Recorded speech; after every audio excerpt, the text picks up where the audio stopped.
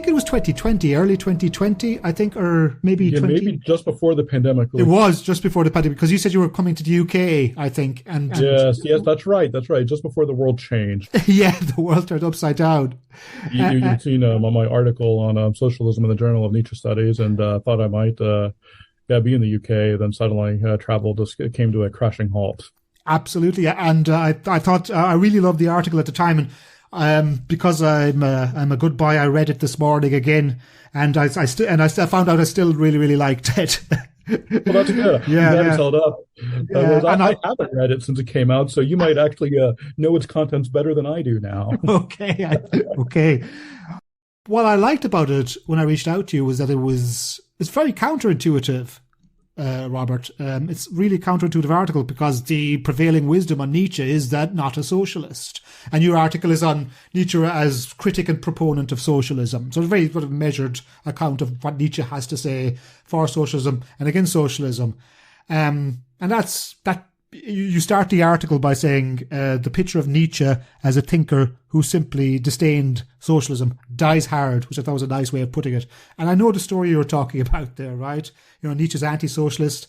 He's a rabid individualist. He's anti-collectivist. He doesn't like equality. But he is a critic of socialism. So I thought that could be a good place to start before we move on to talking about what he has to say about the benign sides of socialism as a political philosophy and as a political therapy, I suppose, as well. So having said that, what are the common criticisms of socialism in Nietzsche, and what does he not like about socialism? Yeah, sure. No, I'll be happy to answer that. But before I do, just a quick preface, just underscoring something that you said. I do believe that we suffer from a general desire or tendency to sort of assign a very specific and fixed set of positions to Nietzsche, right? So we can put him in a box and say, yes, Nietzsche thinks X, he denies Y. And I do believe that those are the very habits that Nietzsche so often was concerned to resist by what you might call his art of writing. He writes in such a way that systematically undermines people's desire to freeze him into certain definite positions, right? I mean, he's a thinker whose thought is always on the move.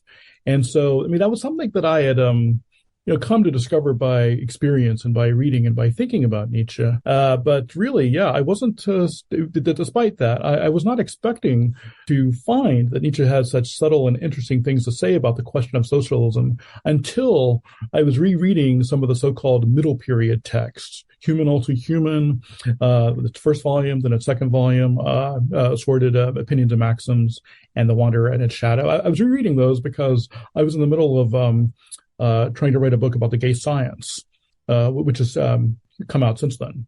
And through rereading those so-called middle period texts, I just discovered, there are so many interesting things that he has to say about this topic.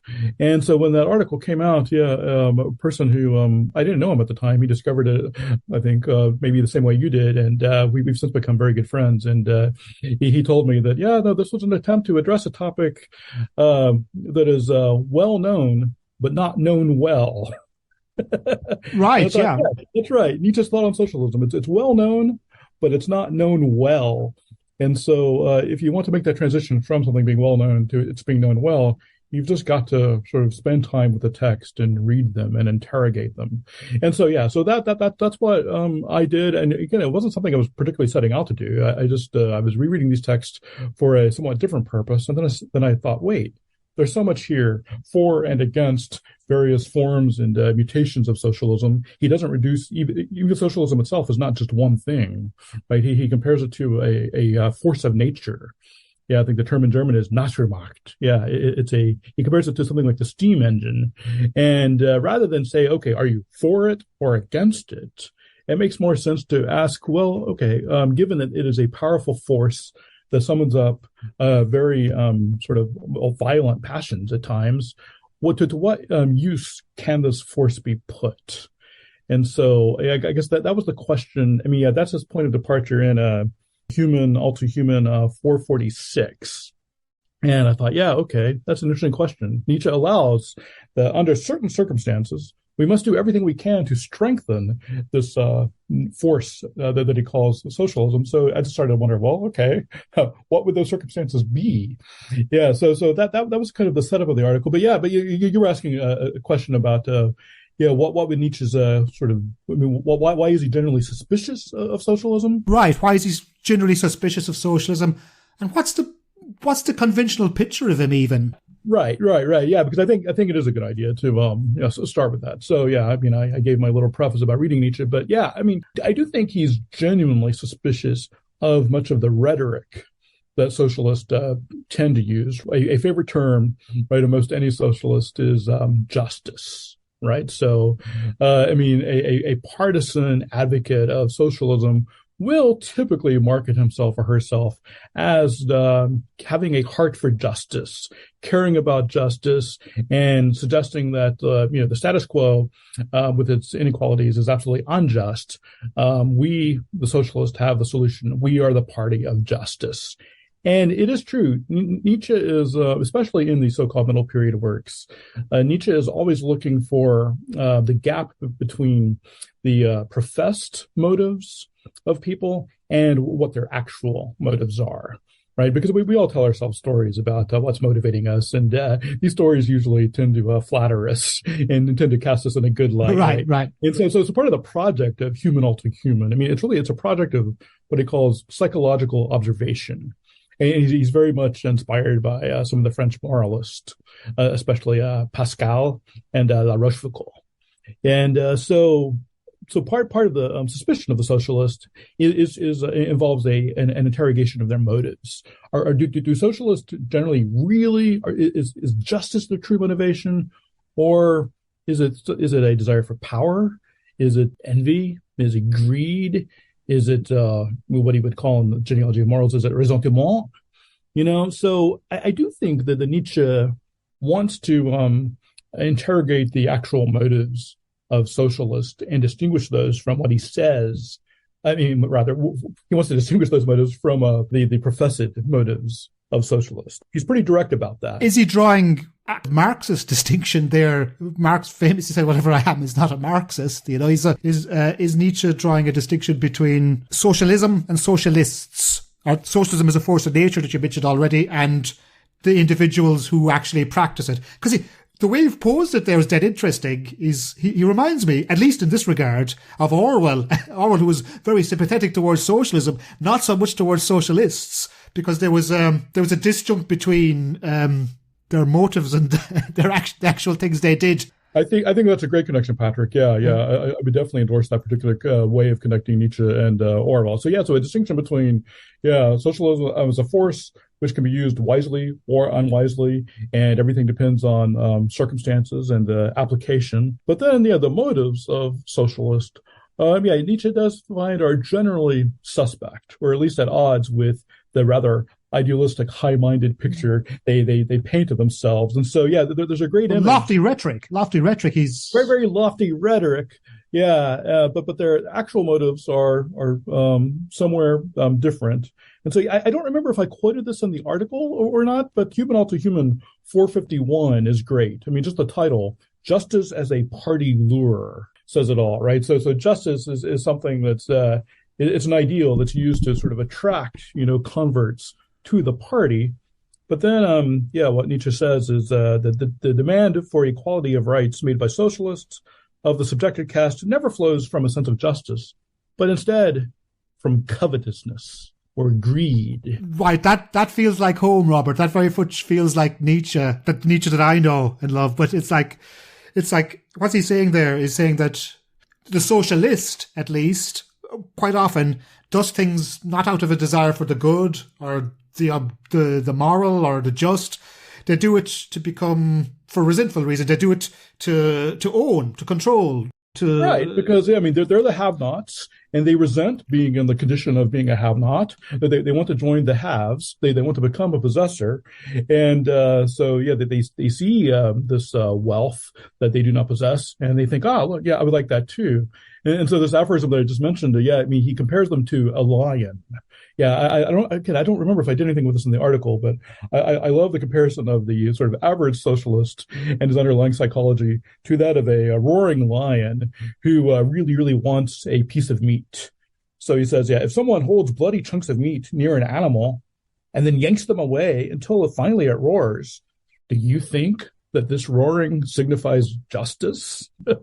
Right. So the roar of the passionate, indignant socialist who very much wants to make the transition from, the have-nots to the haves. Yeah, that's more like passionate roar of a lion who simply wants his piece of meat rather than anything that's particularly noble or high-minded. So that's definitely one side of the equation. I mean, that there's this interrogation of the motives underlying socialists, and perhaps even socialism to a degree, although I think you're right to make the distinction between socialism as a force and then the particular psychology of the socialist. So your point is that, one becomes a socialist and not out of a desire for justice, but out of a desire to be an owner or a possessor. And that those type of socialists, the socialists of the lion that you talk about, Nietzsche's point is, and of course, what is he? He's the great slayer of idols, isn't he? He's a great slayer of moral pieties. They have no cachet on moral superiority. I suppose to use a clumsy term in modern parlance, they are virtue signalers. They don't match their principles and their rhetoric with action, which of course is a great theme in Nietzsche, isn't it? The philosopher of doing, the philosopher of activity. Right, yeah. So they're not going to be transparent or honest about their motives. It's not necessarily that they're lying to other people and they know their motives so well, but then they're just telling a different story. It'd rather be that they don't know themselves, right? I mean, one of the great lines from Nietzsche's genealogy is, "We are not knowers of ourselves." So, yeah, I mean, I don't think that he's necessarily accusing socialists of duplicity or of, consciously, having one set of motives, but then speaking as if they had another. Rather, it's a general failure that we all participate in to know what actually makes us tick, what actually drives our actions. That's part of it. And so, I mean, you could read some of those aphorisms and you could think, oh, okay, right. Nietzsche, very, very cynical about professions of justice, and perhaps very cynical even about the idea of justice itself. But one of the very interesting discoveries that you make when you follow the chain of aphorisms that appears in Volume 1 of Human All Too Human, so that you discover, actually, just when you think that he's going to give up on the ideal of justice, instead, he says, no, justice actually is a noble ideal and it can be practiced.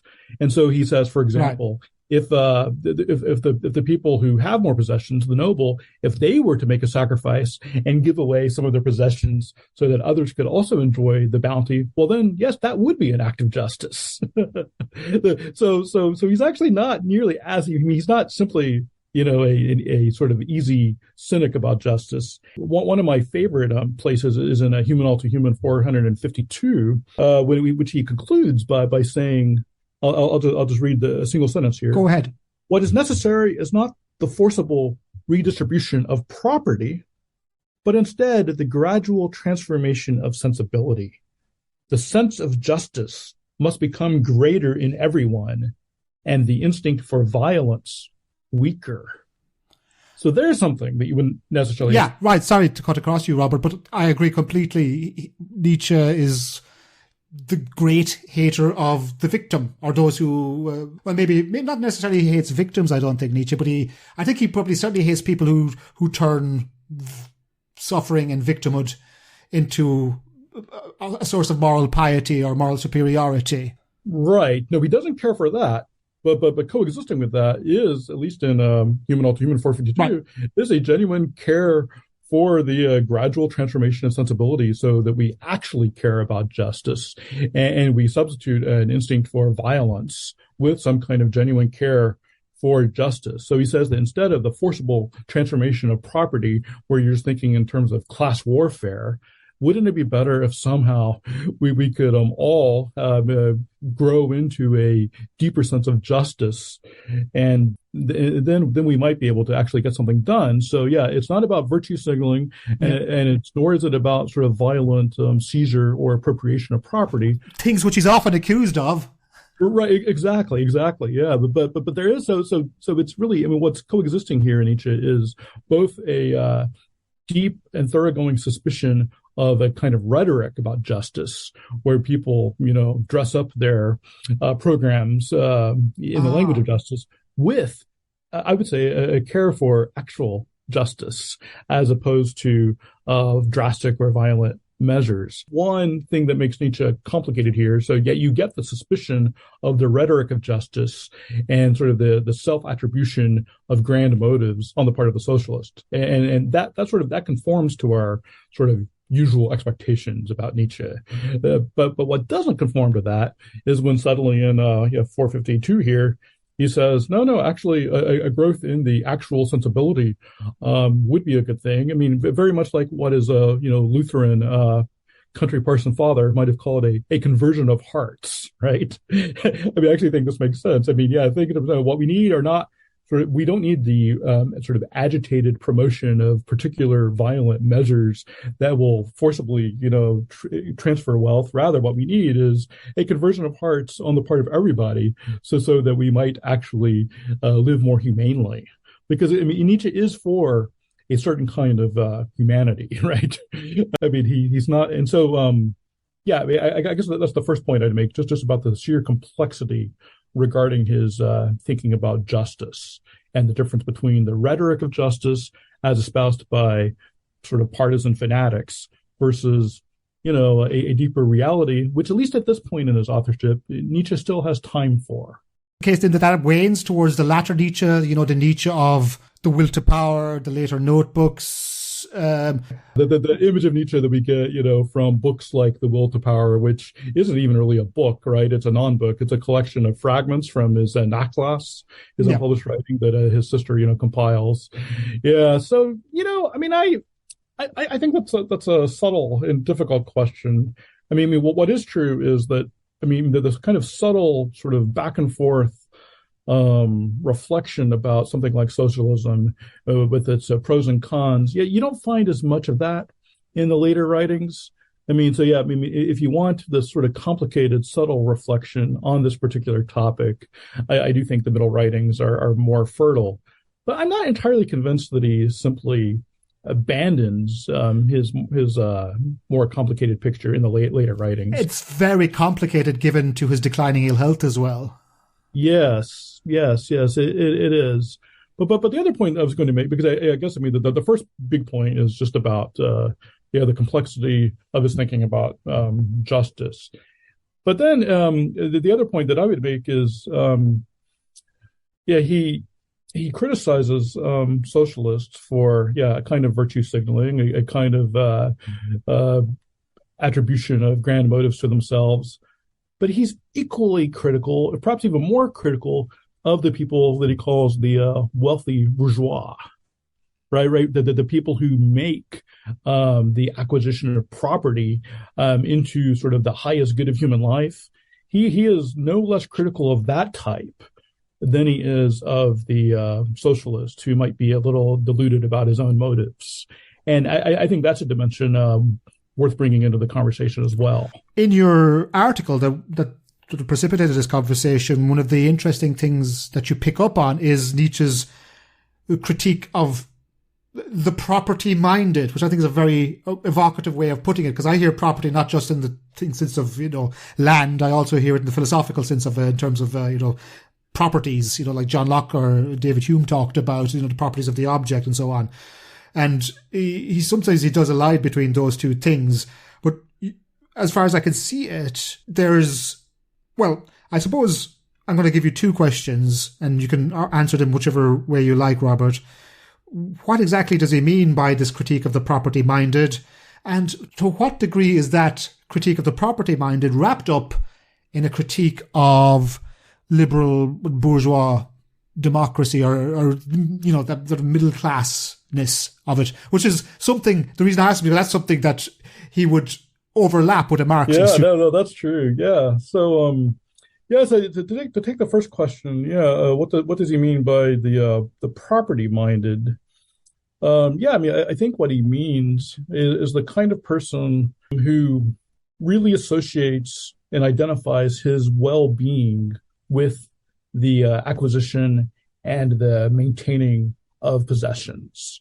All of that person's energy is bent toward the goal of acquiring things, so that you are your things, and you don't know who you would be without your ability to acquire and maintain possessions. So that it becomes a kind of identity, as we might say today, right? And so this is exactly what Nietzsche says about the so-called wealthy bourgeois.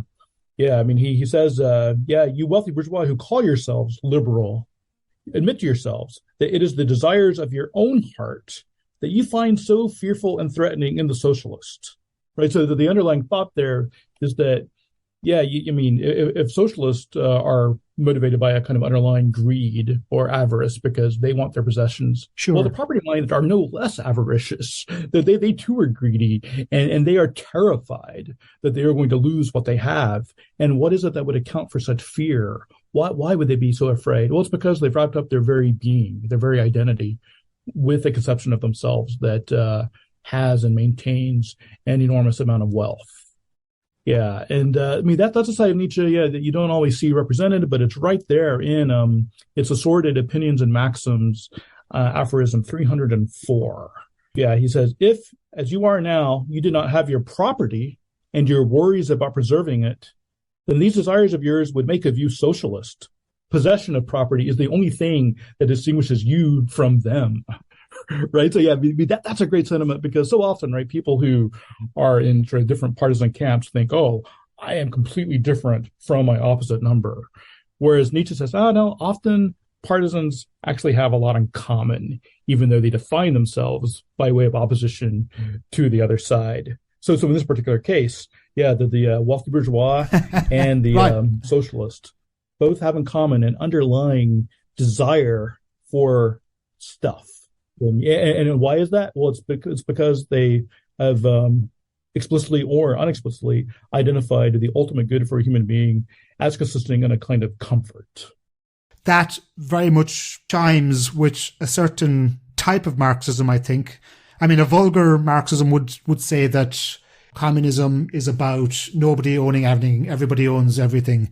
There's no property, that you can't have nice things, you can't have a house, you can't have clothes, and everyone goes around like Franciscans, basically. Yeah, I don't think that's actually what Marx himself would actually argue, but I suppose that's a different debate.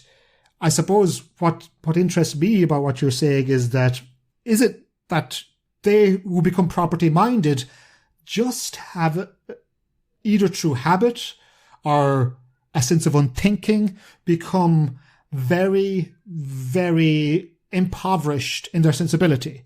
As in part of that word sensibility, their embodiment becomes very much confined and channeled down, very narrow understanding of themselves, to such a degree that these property-minded folk, take the property to be the end rather than the means. Yes, yeah, that's a very good way of putting it. Yeah, I mean, in that same aphorism that I was just quoting, he says, if only this wealth and comfort were true well-being.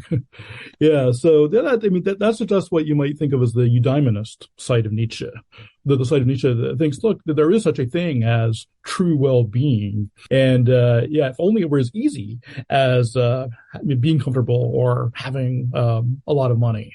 Yeah, but those are not, at best, those are instrumental. Those are means to the end. They are not the end itself. So if the end is true well-being, then the question is, how is it that both socialist and their ostensible antagonist, the wealthy bourgeois, how do both of those converge in harboring sort of the same set of desires, and both of them, in effect, miss what it would be to enjoy true well-being? Now, I don't want to insinuate that Nietzsche thinks there's a single idea of true well-being that is the same for everybody. No, certainly not that. I mean, Nietzsche does insist on sort of diversity and individuality, and he's not going to suppose that, there are a single set of conditions that, if satisfied, would result in, what he's calling well-being.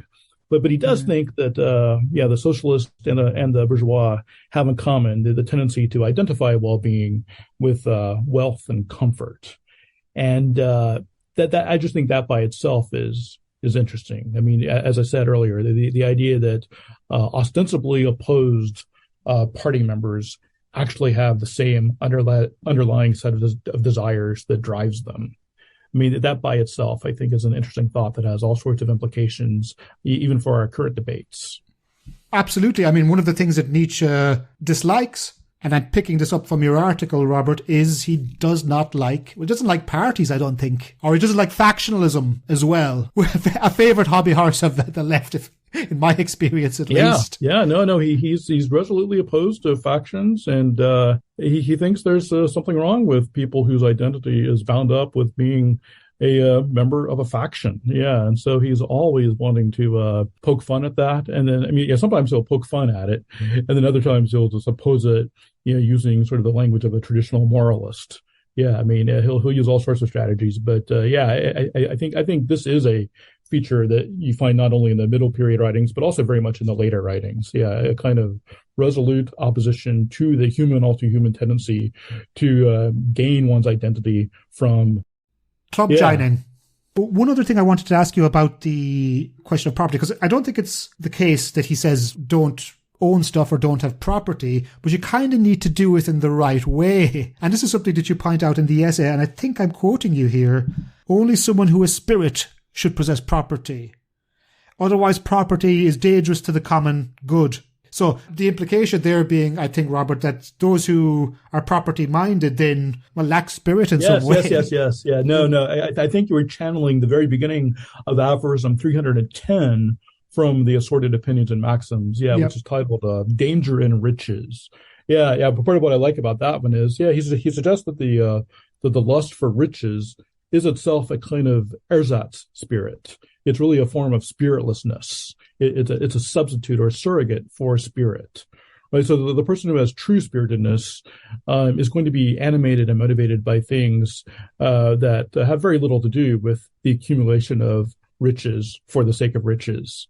So then, what is it that accounts for people sort of centering their existence on the desire to acquire wealth? Yeah, it's a kind of spiritlessness.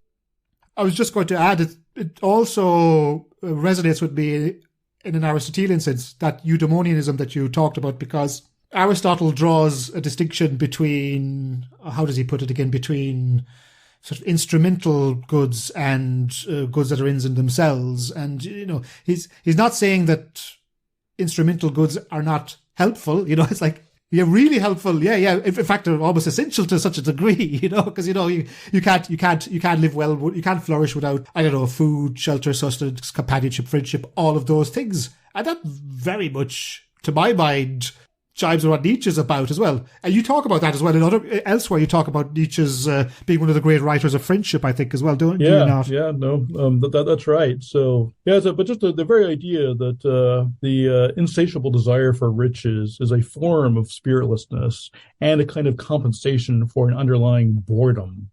Yeah, I mean, that too is a note that he sounds in that same aphorism. Yeah, he said that these riches are, in fact, the glittering product of spiritual dependence and poverty. Yeah, so again, that's something that you might, think, Mother Teresa, right, said that, right, that so many people in the West are, economically wealthy, but spiritually impoverished, and so there's a real sense in which Westerners are far poorer than, the poor people in India. But something like that thought is expressed, at least in this particular aphorism of Nietzsche, that, the desire for riches is a manifestation of an underlying spiritual poverty, because you're not sure what to do with your existence. And so, the striving for wealth and accumulation, that's something I can do to stave off the boredom and the sort of sense of, meaninglessness that I would otherwise have. And I guess I do find that there's something importantly true about that. but at the same time, yeah, what you're saying is also right, and that Nietzsche doesn't say that therefore one should never strive to acquire anything. He just says that this is something that needs to be put in a proper framework. It needs to be relativized. It needs to not be sort of the center of existence, but rather subordinate to other more genuinely noble goals.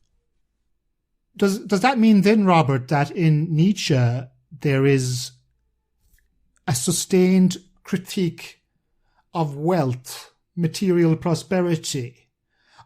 Or is it the Aristotelian case again, where he talks about, well, what's Aristotle's supreme enabling virtue is, I suppose, well, courage, I suppose, but it's also the activity of moderation. Is there a critique of excessive wealth, perhaps, then in Nietzsche? Well, yes, I think there are 2 points here that I think are related but distinct. Yeah, and so the first point is that what could be thought of as a critique of property, I would say is really more a critique of a sort of addiction to property accumulation because you think that will provide meaning and comfort, right? So I would say that ultimately, at least a substantial part of the critique of property would get resolved into a deeper critique of the idea that the sense and meaning of our lives is to be comfortable, right? So this, in fact, is a central point of connection between the so-called middle period writings and then what he's doing in Zarathustra, right? Zarathustra is the work where people say, that's where Nietzsche makes the transition from the so-called middle period free spirit works to whatever he's doing in Zarathustra. The continuity there is Zarathustra criticizes the last man who thinks he has discovered happiness and blinks. And what is the happiness of the last man? Well, it's just this addiction to being comfortable, being secure, not being challenged or having to be bothered by much of anything. And so I do think that's an important point of continuity between what he's doing in Human All Too Human and then Zarathustra, gay science and Zarathustra. So I guess I was saying, so one aspect of this is the critique of property is really a critique for the underlying identification of the good of human life with the desire to be comfortable. But then there is another sort of dimension of the critique of property, which I think maybe you were touching on it, Patrick, but to bring it, to make it a little more explicit, I think Nietzsche does have the sense that if the inequalities in any given society become too pronounced, that it's actually dangerous for the survival of society itself. Yeah, there's something inherently destabilizing about a situation where a very, very small number of people have, 90% of the resources. And that's not a situation that can persist, but for a certain time. And because people are going to get fed up, they're going to feel despair, they're going to feel a sense of hopelessness, a sense that the system is permanently rigged, and no matter how hard they work, that they're never going to have anything. And Nietzsche is aware that that is not a healthy situation. And so I think that's what accounts for the somewhat surprising calls for certain, I would say, socialist measures to engage in redistributions of wealth. Right. It doesn't get more socialist than that. So your thought is then that Nietzsche recommends, it's a positive policy that we should redistribute the wealth, or we're morally obliged to reduce stark inequality in a society if that level of inequality presents an existential threat to said society. Yeah, and I would say maybe it's not even so much of a moral imperative as a pragmatic imperative, right? I mean, if we want society to continue, but if we're living in a system where a very, very small number of people are able to grab most of the resources and leaving everybody else out in the cold, well, then that is a danger to society. Yeah, and so he's pretty explicit on that point. Yeah, and so I think in the article I quote the very end of The Wanderer and His Shadow, aphorism 285. Yeah, where he actually says we must keep open all the paths to the accumulation of moderate wealth through work, but prevent the sudden or unearned acquisition of riches. Yeah, I mean, that's interesting. So yeah, the moderate acquisition of wealth is fine. We should keep that open. We shouldn't try to, legislate that out of existence as if wealth were automatically bad. No, not at all. A moderate amount of wealth that is created through application and diligence and effort is perfectly reasonable, and we should not be in a rush to try to outlaw that. But after a certain point, yeah, it just the inequalities become too destabilizing. And I suppose that's where he would separate from, a Marxist reading, because what he's suggesting there is that, and so it's kind of he seems to be recommending a type of crisis socialism, that it's something that we should only turn to, perhaps. Yeah, I think that's a good way of putting it, right? I mean, that takes us back to his original idea in Human All Too Human in the first volume, that it's like a force of nature, right? It's like a steam engine. It's something that can be absolutely explosive in its effects. And if it's not used judiciously, right? I mean, if it's applied indiscriminately, well, then, yeah, I mean, the whole thing can blow up, and it could be something that's quite undesirable. But if we have the sort of prudence to identify the circumstances in which the inequalities have simply become too much to bear for any society that wants to persist for any length of time, well, then, yeah, perhaps, there is a use for it. And so, yeah, I mean, he adumbrates that possibility in the first volume of Human All Too Human. But then when he gets around to writing The Wanderer and His Shadow, right, the second volume, yeah, I mean, he actually concludes that 285 by saying, we must remove from the hands of private individuals and companies all those branches of trade and transportation favorable to the accumulation of great wealth, thus especially the trade in money. So, yeah, he's coming for you, Elon Musk. He's coming for Elon Musk and Bill Gates, yeah.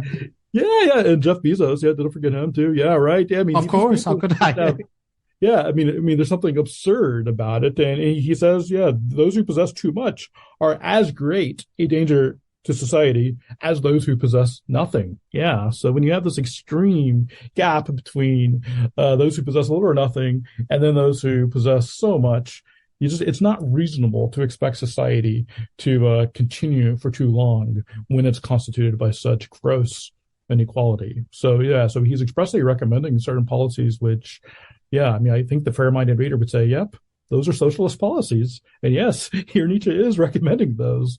But again, that does not make him an advocate for socialism in general. It doesn't make him opposed to the accumulation of moderate wealth. Although I would say, I mean, even moderate wealth has to be, you got to be careful with. I mean, if you make that into the goal of your life, well, then you say, you've become an instance of the last man. You've forgotten that there are nobler and higher things worth striving for. So yeah, so wealth. I mean, yeah, both lack of wealth and wealth present dangers to the person who wants to live the kind of life that at least Nietzsche regards as admirable.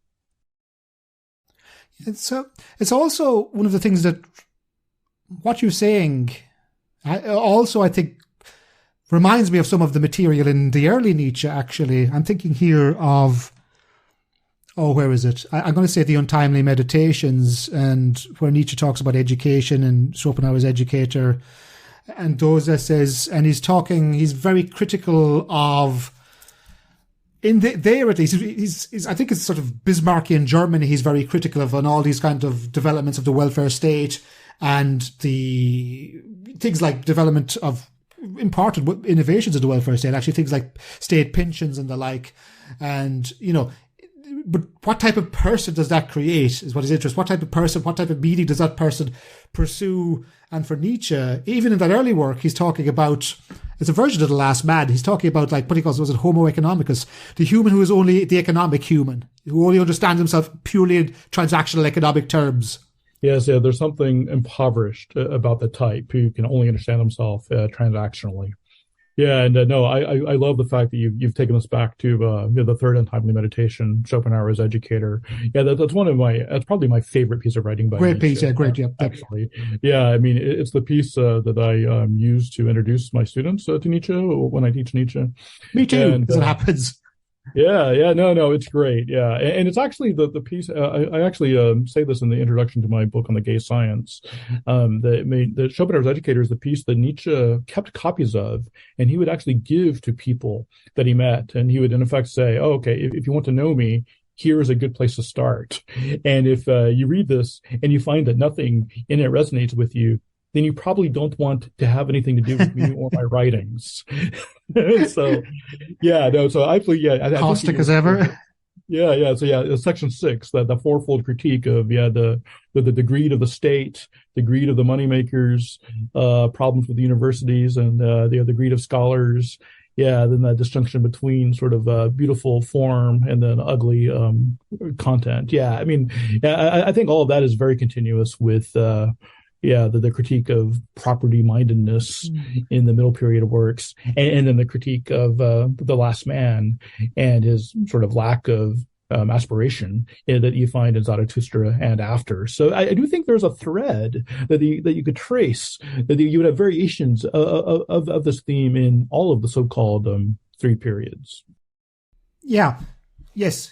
A question I want to follow up with on that is, I mean, do you think, I mean, you've written on this elsewhere, you've written on Nietzsche and the self and things like that, but I'm wondering, in Nietzsche, is there a critique of individualism? Or maybe more accurately, is there a critique of liberal individualism or liberalism, the liberalism of those people he's talking about in Schopenhauer's Educator? You're just talking about sort of that utilitarian Benthamite notion of, rational self-maximizers or whatever, Yes. Yeah, I think it's complicated.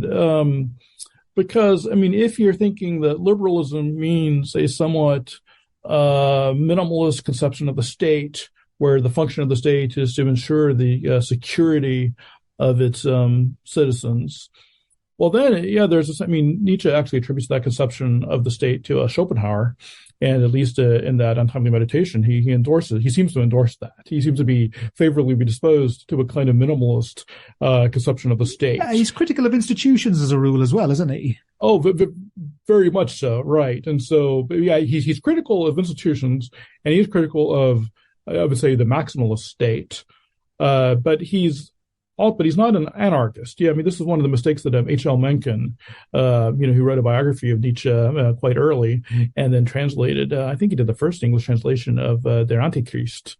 Yeah, Mencken wanted to attribute his own anarchism to Nietzsche, but Nietzsche's not an anarchist. He does recognize sort of the need for the state, at least to protect its citizens from dangers, foreign and domestic. So in that way, you could argue, yes, Nietzsche is something of a liberal. But if you sort of make the transition from, a political idea of the minimal state designed to protect its citizens, if you make the transition from that to a moral conception where you think, look, that there is no a libertarian for human beings except for security and comfort. I mean, if you do that, well, then of course Nietzsche would not qualify as a liberal in that sense. So I don't know. Yeah, I mean, the more you think about Nietzsche, the more interesting he gets on this kind of topic. I mean, you can find strands associated with liberalism in his thinking, but obviously then his inegalitarianism, his insistence that there will always be hierarchies, there will always be rank orderings, and that most measures to produce equality are misguided. Yeah, I mean, those seem to make him anti-liberal. And also, I suppose, his critique of nihilism. I wanted to talk about some of his more sort of step back from the weeds a little bit and talk about his more famous concepts. And of course, one of them is his critique of nihilism. And of course, what's one of the chief avatars of nihilism? It's the last man. It's the person who's actually ignorant in their bliss, basically. They're sort of luxuriate in pleasure, and all of their needs are met, because when all your needs are met, you've got nothing to challenge you, and therefore you become When you become dead, you become inhuman. And self-satisfied and all of those things that, Nietzsche really does like to rouse people from their comfortable slumbers, you might say, and encourage them to aim for the realization of their higher selves, which is yet unknown to them. Yeah, I mean, Nietzsche does have this idea that one must strive to become who one is. And that doesn't involve sort of already knowing who you're supposed to be and then doing that, but rather there is a constant need for self-overcoming. Yeah. Right? That's one of his favorite terms, self-overcoming and challenging oneself to reach new heights that you might not even be able to explicitly conceive in your present condition. But nonetheless, that is what you will aim for if you can overcome the kind of lethargy and spiritual laziness and fear that characterizes so many of us. Democratic security, perhaps. I mean, that's one of the other things that, we should think about is, we might get a chance to talk about that before the end. He's not a democratic socialist. I don't think you could call him that. And I think you said this in the article. Like, if in an American context, democratic socialist is an actual party, right? Yeah, and again, I mean, he wants to challenge all those factionalisms, and he wants to undermine the idea that they simply stand for justice, and their opponents have no regard for justice at all. I mean, he does want to undermine, that kind of sloganeering tendency. And so, I hope the effect of my article wasn't to convince people that, oh, yes, if you read Nietzsche carefully, you'll find he is, in fact, a democratic socialist. I don't think that's the case. No, in fact, you say it explicitly. I think that the socialism was a potent force, which in certain circumstances can and should be used when the inequalities become just so gross that they must be mitigated, because otherwise the fabric of society will simply unravel. And in fact, you won't even have a society. You'll have two different societies that are perpetually at war with one another, which may be the condition that we're currently in. Here we all are. So, yeah. So I do think Nietzsche, he's a prescient sort of observer and anticipator of the forces that threaten any kind of social cohesion. But he does not think that the answer to that is therefore some maximalist form of the state. I mean, I wouldn't want to forget, what Zarathustra says about the state being, the new idol, right? The kind of substitute for the position that had formerly been occupied by the church. Well, I meant to ask. In terms of sort of Nietzsche's, most famous concept, the concept that you'll see on Facebook groups and people talk about who know nothing about philosophy or Nietzsche as God is dead. And I thought in terms of our discussion, in terms of teasing out the political resonance of that, well, it's very complicated, obviously. I take it to be as much as a critique of theology, it's a critique of political theology as well. I take the God is dead from the gay science idea to be about, well, at first I take it to be a sort of a literary lamentation. It's a sort of a mourning for the loss of this absence that we can't understand, and we've lost this sort of foundation in our lives, and we haven't really come to terms with that yet. I would add to that, though, that I probably vary with a lot of people. I do take it to be quite an atheistic thing. I know, it's like, depending on what you mean by God, but God as a horizon of intelligibility is no longer with us. We can't understand things that way anymore.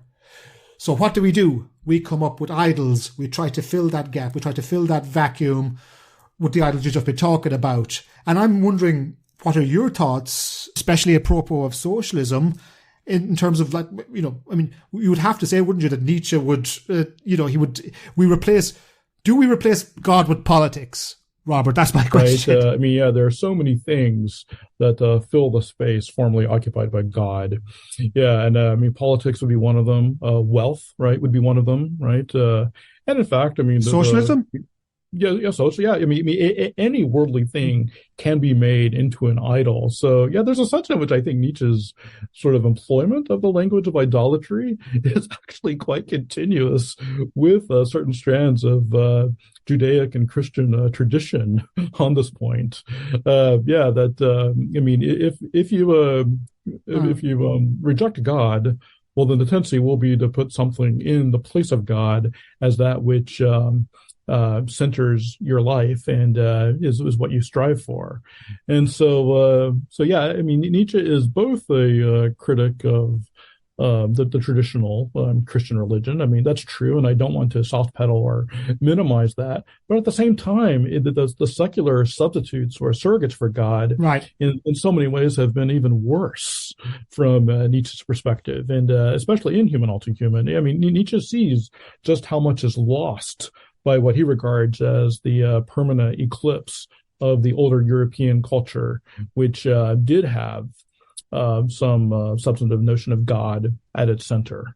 Yeah, so, I mean, in certain moods, Nietzsche will celebrate the eclipse of God, and he'll say, now we have an open sea. We free spirits can sort of, voyage again, and we don't have to be afraid of anything. And yeah, I mean, he could sound that note, but he also sounds the notes of an impending sort of terror and utter collapse of meaning and a coming of nihilism.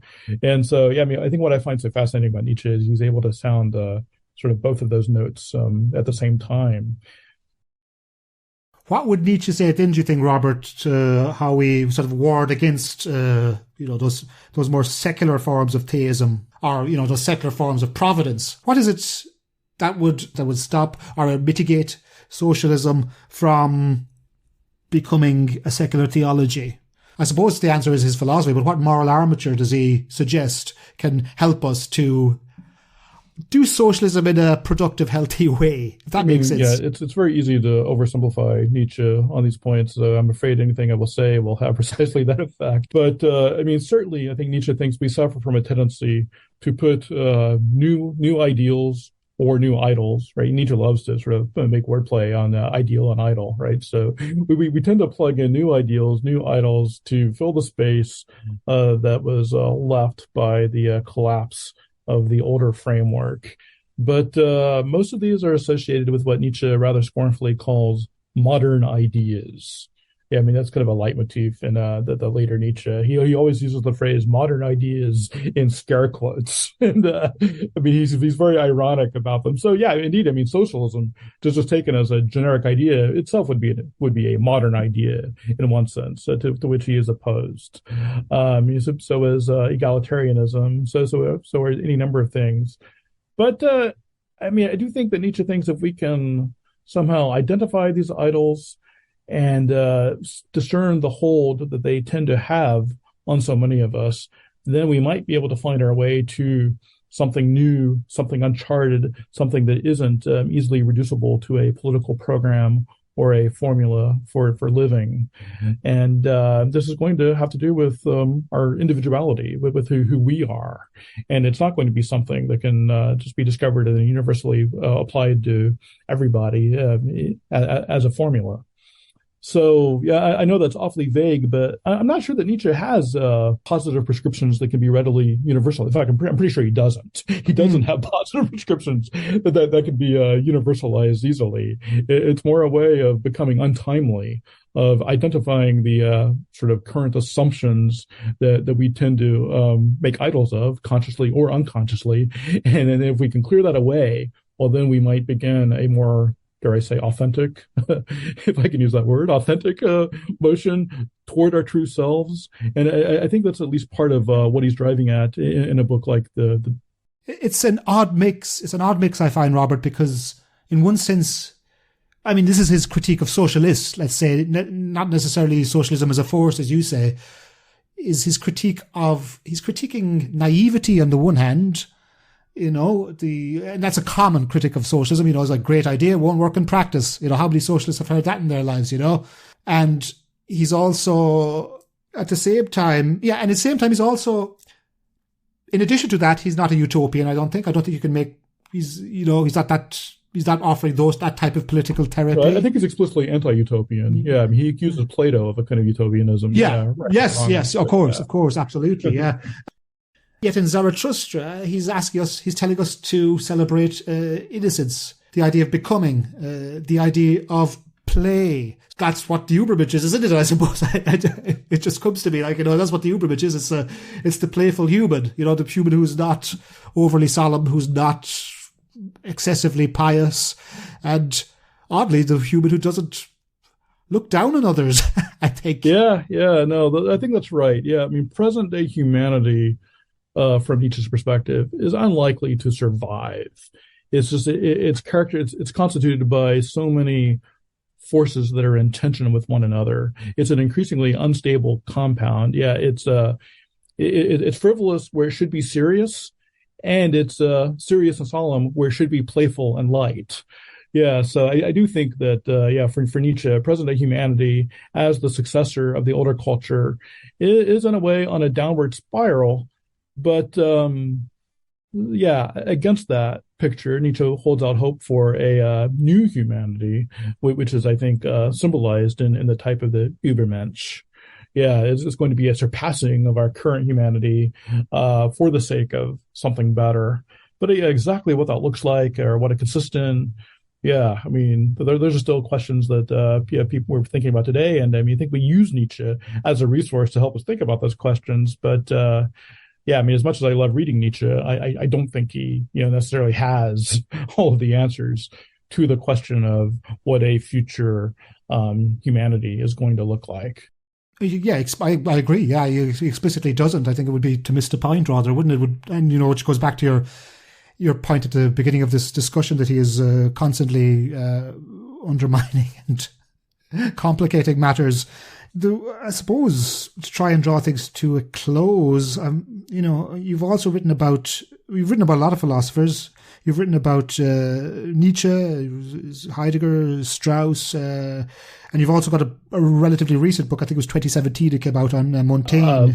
The unusual tribute that he pays to Montaigne in section 2 of Schopenhauer's Educator.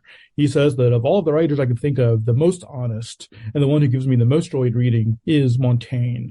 And again, that too is something that most people who've written on Nietzsche have completely ignored.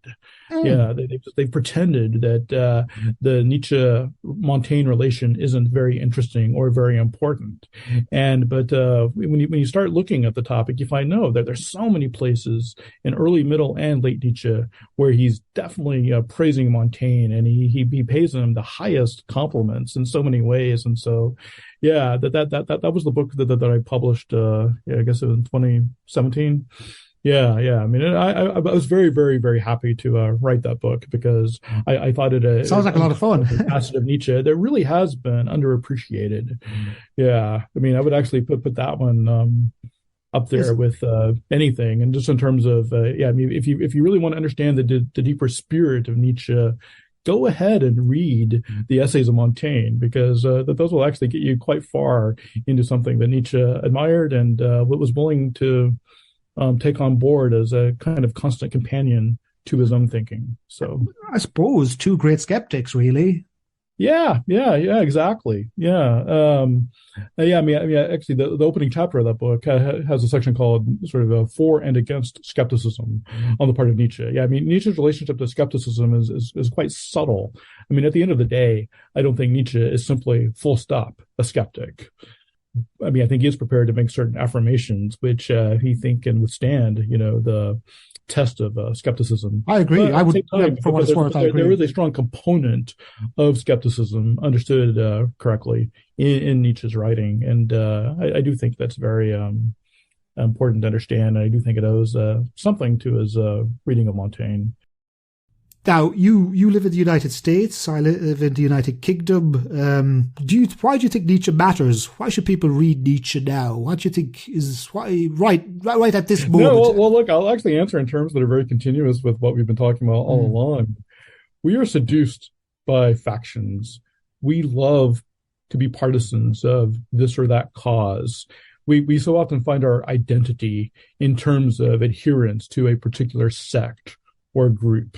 And that's not good for the quality of our thinking or our being, right? Because we tend to demonize people who are not in our set, and we tend to respect only those who are sort of within our own in-group. And I do think this is a disease in American and possibly European society that is just getting worse. And I really can't think of a better antidote to that particular malady than Nietzsche. Yeah, I mean, if you want to read a thinker who will challenge any tendency you harbor within yourself to become attached to a particular party or faction or sect, well, then, yeah, Nietzsche's he's a great guy to read for that.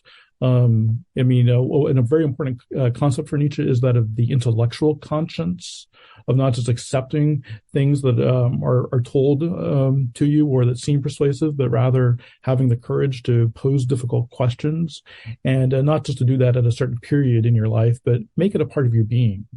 Really become somebody who cares about asking questions again and again. I guess I do think that's such an important part of a fully human existence. And Nietzsche is great for putting people in touch with the intellectual conscience, not just as an abstraction, but as something that he himself displays over and over again in all of his texts. So I would say read Nietzsche, not because he's going to give you a comfortable set of doctrines that you can identify with and take on board, but rather read Nietzsche because he will help you become a more intellectually alive human being. That's wonderful. Thank you. That's beautifully put, Robert. And I suppose I would add to that. That makes a lot of sense to me, because what is factionalism? It's a form of naysaying, isn't it? It's saying, yeah, you're crap, you're crap, you're crap, you're crap, you're crap. That's crap. Yes, crap. And it's unhealthy. People gain a certain kind of energy from it, right? I mean, they get a sort of energy of being with their people and therefore being against other people. And I understand the seduction of it. In fact, I think we're all capable of falling. Oh, we're not immune to it. Absolutely, that's his point. Yeah, we're not immune to it, and I'm not immune to it. But reading Nietzsche and just making him a constant sort of companion, I think can do lots of good for people. But again, we distinguish that from it being some kind of doctrinal Nietzschean, where you have certain theories that you find in Nietzsche and you are determined to sort of go to bat for. Then you're just becoming another kind of factionalist. If there's any virtue then, Robert, that he would extol, would it be courage rather than hypocrisy, perhaps? Because hypocrisy is the easy way out. The courage to be who you are and to keep on looking for who you are and not to settle for easy answers. Yeah, that does take courage, and I do think Nietzsche is an advocate of that sort of courage, and I think his readings are indeed encouraging in that literal sense of the term. Spiritedness, Thomas, yeah. Yeah, and I guess the other thing I would say too is, look, I do obviously love reading Nietzsche and reading Nietzsche's texts, but I don't identify as a Nietzschean per se. I love Nietzsche, but I love other figures in the history of philosophy too. I love Thomas Aquinas. I love Plato. I love Aristotle. I love John Baptiste Vico. I love Blaise Pascal and Montaigne. Ooh, and Thomas Aquinas and Nietzsche. How do you reconcile those two, Robert? Oh, I have a long history of being a Nietzschean Thomist. That might be for another conversation. That's Caesar with the soul of Christ, Nietzsche and St. Thomas. Yeah. Yeah. No. I have. When I'm not reading Nietzsche, I'm usually reading Thomas Aquinas. But no, I'm reading lots of people. But Nietzsche actually, for me, he helps facilitate my engagement with the history of philosophy, because I guess Nietzsche himself is, he's constantly reading older thinkers from the tradition, and it's not that he's reverential toward those thinkers, but he does regard them as valuable sources for developing his own thinking, which I think is precisely the relationship that we should have to these figures in the history of philosophy. And in fact, in the very last aphorism of The Wanderer in a Shadow, he says that there are four pairs of judges, or rather, there are four pairs of figures that he would take as his judges. And I think it's interesting to name them. He says they're Plato and Rousseau, Pascal and Schopenhauer, Spinoza and Goethe, Epicurus and Montaigne. Yeah, those are the four. Yeah, and so Nietzsche he's engaged in a constant dialogue with a range of earlier figures. So sometimes, he'll give you the impression, oh yes, I, Nietzsche, have surpassed and I have overcome these figures in the tradition, and I can do my own thinking now. But that's not the only note he sounds. I don't think he violently breaks with the tradition, but rather I think he's engaged with it, and I guess that I find reading Nietzsche helpful from that point of view as well. Last question. If you were going to recommend somebody to read one of Nietzsche's books or secondary books on Nietzsche, what would you do? And you don't have to recommend your own. I will put the links to your books in the show notes. So you can recommend your own if you want. I don't mind. But like, I mean, I teach in a great books program, so okay. I'm very much a man. I mean, I tend to tell my students spending just 1 minute with a primary text is usually worth an hour on any secondary source. So, yeah, so I mean, I would apply that to my own commentary on gay science as much as anyone else's. Yeah, I mean, I say no. I mean, by all means, I mean, there's no substitute simply for reading Nietzsche. And then if you get inspired after a certain point and you want to know, okay, well, what have other people made of these aphorisms that I'm reading in the gay science? Well, yeah, by all means, go find a commentary. And hey, if you want to find my commentary, then that's great. I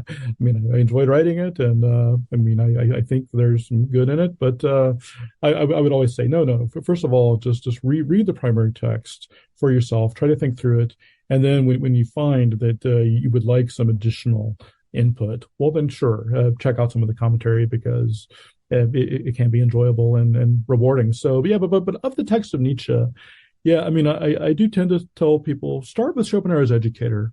I mean, he does describe that as the most personal of his essays. Great essay. Yeah, great essay. Guide to what's going. Yeah. I mean, you and I both love that essay. So I tell people start with Schopenhauer's Educator, and then from there, go wherever the spirit moves you. But I guess I'm rather enamored with the gay science as the book that sort of most I don't know, economically contains the multiplicity of shapes and voices that Nietzsche speaks in.